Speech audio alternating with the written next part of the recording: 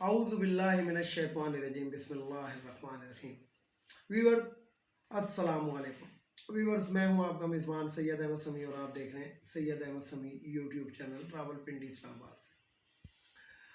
Viewers آج جمعہ کا دن ہے گا اور جسے کہتے ہیں کہ بڑا بابرکت دن ہے، لیکن بابرکت دن کے حوالے سے بہت سی چیزیں ہوتی ہیں. سب سے پہلے تو پھر میں آج وہ جو انڈیا کے اندر جو تصویر وائرل ہوئی تھی لڑکی کی مسکان کی، اس کو میں پھر دوبارہ آج خراج تحسین پیش کرتا ہوں، کیونکہ بہت زیادہ وہ تصویر پاپولر ہوئی ہے اور پوری جسے کہتے ہیں کہ فیس بک کے اوپر وہ ٹاپ ٹرینڈ بنی رہی ہے.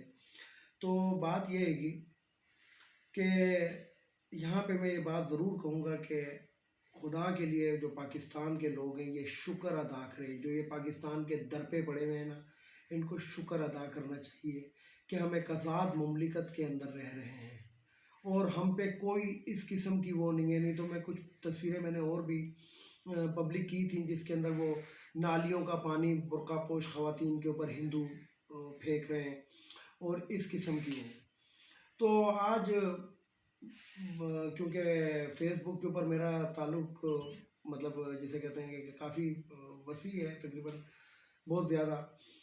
تو ایک انڈین شہری نے ایک پوسٹ مجھے لگائی. اس نے لکھا کہ جناب آپ لوگ کہتے ہیں کہ نقاب پوش شیرنی، تو شیرنی تو کپڑے نہیں پہنتی، تو وہ شیرنی نقاب پوش کیسے ہو گئی یا برقع پوش کیسے ہو گئی اور آپ کی بہن کیسے ہو گئی؟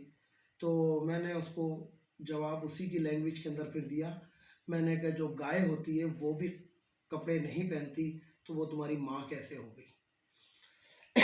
تو بہرحال بات یہ کہ ایسے القاب سے کسی کو جو نوازا جاتا ہے وہ صرف اس کی بہادری کی وجہ سے. شیر ایک بہادر جانور ہے، اس لیے اس کو ایسے ناموں سے لقب سے پکارا جاتا ہے. باقی پاکستان کے اندر بھی بڑے شیر تھے جو گیدڑ کی طرح گیدڑ کی زندگی آج کل گزار رہے ہیں لندن میں، کوئی کہیں پہ کوئی کہیں پہ. تو صرف شیر کا لفظ ہونا یا نشان ہونا ہی بہت نہیں ہوتا، شیر بننا بھی پڑتا ہے. اب آتے ہیں ذرا سیاست کی جانب. تو سیاست کے اندر سب سے پہلے میں آپ کو ایک بات بتاؤں کہ آج جمعہ کا دن تھا اور جمعہ کے دن آج شہباز شریف کی پیشی تھی احتساب عدالت کے اندر. تو احتساب عدالت کے اندر وہ جج کو کہنے لگے کہ جناب میں آپ کو کچھ کہنا چاہتا ہوں. تو جج صاحب نے بڑی فراخ دلی سے اس کی اجازت دے دی. حالانکہ اگر کوئی اور مجرم یا ملزم ہو اور وہ اگر جج کو کہے تو جج کہے گا شٹ اپ، تمہارا وکیل بات کرے گا. لیکن یہ ظاہری بات ہے کہ بی کلاس کے لوگ ہیں گے تو ان کو ہر جگہ کے اوپر وہ دی جاتی ہے. تو وہ شہباز شریف صاحب کٹہرے میں آ کے انہوں نے کہنا شروع کیا کہ جی میں نے اربوں روپے بچائے. حالانکہ وہ کہنا ایکچوئل ان کو یہ کہنا چاہیے کہ میں نے اربوں روپے کھائے. تو انہوں نے آ کے وہ اپنی جو وزارت اعلیٰ تھے اس کے کام گنوانا شروع کر دیے. تو جج نے ان کو کہا بس آپ نے کہہ دیا، اب آپ جائیں بیٹھ جائیں. اب گواہوں کا جو نیب کے گواہ ہیں ان پہ جرح ہوگی. تو 2 گواہوں پہ جرح بھی ہوئی اور اس کے اندر بڑی امپورٹنٹ وہ تھی. تو بہرحال آج عدالت کے اندر کہہ بلند ہوئے شہباز شریف کی اس بات پہ کہ میں نے لاکھوں ڈالر بچائے. تو حکومت نے بھی ایک اعلان کیا. حکومت نے یہ اعلان کیا کہ جناب آپ کو معلوم ہے کہ 17 یا 18 تاریخ کو جو فروری کو جو پیشی ہے جس سے پہلے شہباز شریف بڑا شدید بیمار بھی ہو جائے گا، تو اس کو کیوں نہ ٹی وی پہ لائیو کوریج کیا جائے. اس کے لیے قومی اسمبلی کے اندر شاید جسے کہتے ہیں کہ بل پاس کر دیا جائے. بل سے مراد ہے کہ اجازت لے لی جائے گی. تو میں یہاں پہ کہوں گا کیا نام ہے ان کا، نون لیگ والوں سے اور پیپلز پارٹی والوں سے، کیونکہ یہ تو اپنے آپ کو کہتے ہیں کہ ہم لوگ بالکل دودھ کے دھلے ہوئے.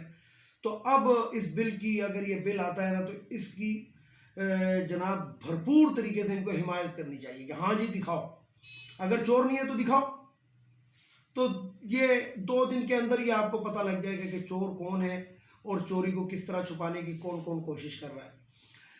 اچھا یہاں پہ میں آپ کو بتاؤں کہ کل مریم نواز کی جو پیشی تھی تو اس کے اندر جو اسلام آباد ہائی کورٹ کے اندر جو ہے ان کو پریس ڈیٹ جو تھی اس کی اس کو کہا کہ جی وہ جیلی نہیں ہے، وہ جیلی نہیں ہے، وہ جو ہے لوگ تو قبول رہے ہیں کہ ہم نے کیے، بٹ ڈیٹوں کا فرق ہے.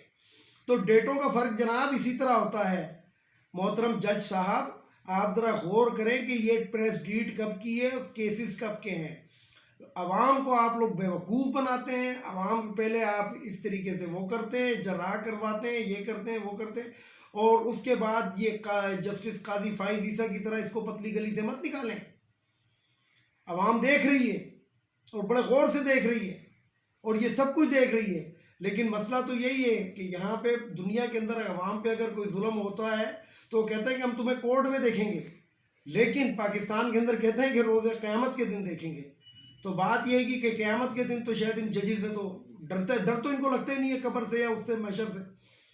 تو دیکھیں بہرحال کیا ہوتا ہے. لیکن یہ میں آپ کو ایک خبر دے رہا ہوں کہ مریم نواز کے لیے پہلے بھی اس کو ایک سافٹ کارنر دیا گیا تھا، خاتون ہونے کا جو اس کو وہ دیا گیا تھا، تو اس کو کسی ایک آدھ کیس سے بری کر کے اور اس کو فوری طور پہ یہ میں آپ کو بتا دوں یہ پتلی گلی سے لندن نکال دیا جائیں گے اور یہ عدلیہ ہی نکالے گی.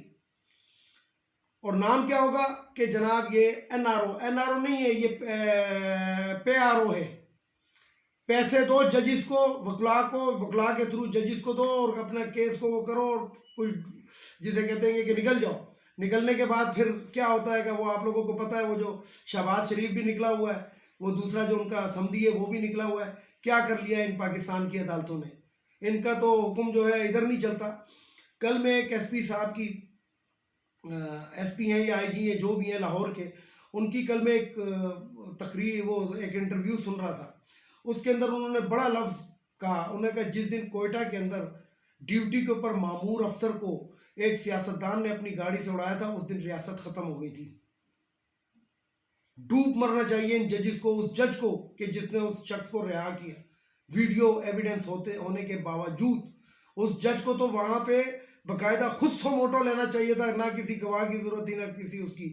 لیکن مسئلہ یہی ہے کہ جسٹس قاضی فائز عیسیٰ کی جو باقیات اور جسٹس قاضی فائز عیسیٰ کی طرح کے اگر جج ہوں گے تو فیصلے یہی ہوں گے. اب ذرا آگے چلتے ہیں حکومت کی جانب.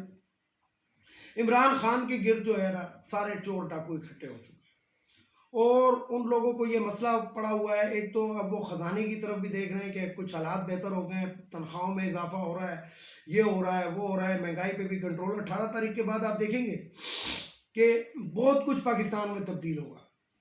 اس کے اندر کوشش یہ کی جا رہی ہے کہ حامد میر جیسے جو صحافی ہیں، جو اب صحافی تو نہیں رہے ہیں اگر کہنا چاہیے، لیکن یہ میں آپ کو پھر ایک اور خبر بھی دے دوں کہ حامد میر پہ سے بھی پابندی اٹھا لی جائے گی عنقریب. اس کے لیے بھی معافی کچھ ہو رہی ہے.